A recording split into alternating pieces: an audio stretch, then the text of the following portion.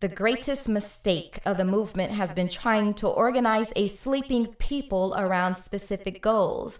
You have to wake the people up first, then you'll get action. Malcolm X. This is a sleeping nation. We are in a sleeping nation. No one is woke. If we want change, we have to acknowledge that a problem exists.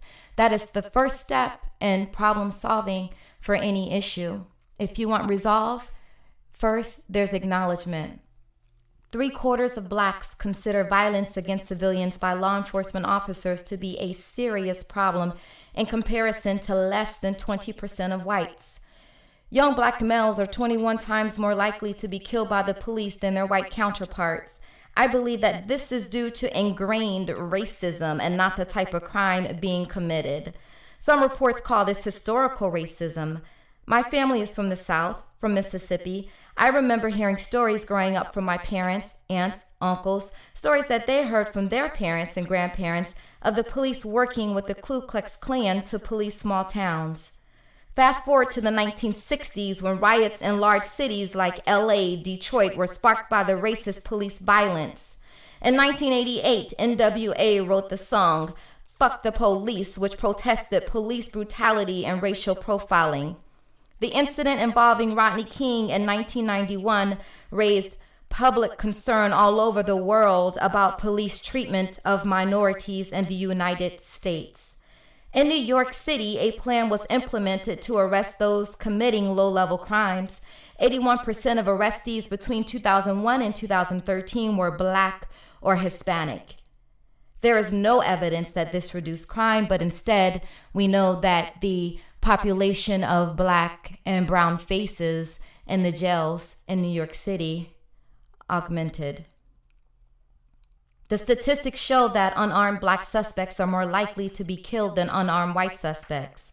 Blacks are more likely than other groups to be the victims of use of force. Crime itself is not the factor in use of force, but instead it's being Black. The use of force during interactions with Blacks is 3 times more likely than interactions with whites. Unarmed whites, Hispanics, and Blacks have all been killed by the police. We know that. Whites make up 62% of the nation's population, and Blacks make up only 13% of the population. Let's consider the overall numbers. Of all the people killed by police officers, 49% are white. African Americans, however, account for 24% of those fatally shot and killed by the police, despite just being 13% of the U.S. population. There are 160 million more whites than Blacks, but we make up 1/4 of those killed by the police. Twice as many whites were fatally shot by police officers than Blacks. Yes, we know that. One would expect that, considering whites outnumber Blacks 160 million. Use of force by police officers is another area of concern for Blacks. Although the Justice Department has made attempts to gather and review data from several police departments across the nation, the lack of participation seems to impede this process. Blacks are more likely than other groups to be the victims of use of force. The use of force during interactions with Blacks is 3 times more likely than interactions with whites. This significant difference remains even after considering racial disparities amongst crimes. Some assert that Blacks commit a higher number of crimes, so are more likely to be engaged with use of force. I can personally say that the crime is not an impetus for this, and do believe national statistics would suggest the same.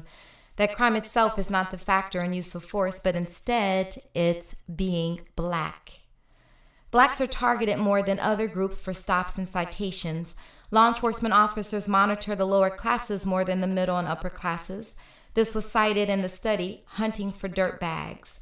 Disparities exist in our criminal justice system, starting with targeting Blacks more to stop, arrest, and once arrested, if found guilty, are often given the max amount of time in the sentencing guidelines, more so than non-minorities. And Blacks are given much longer sentences than white counterparts committing the same crime or similar.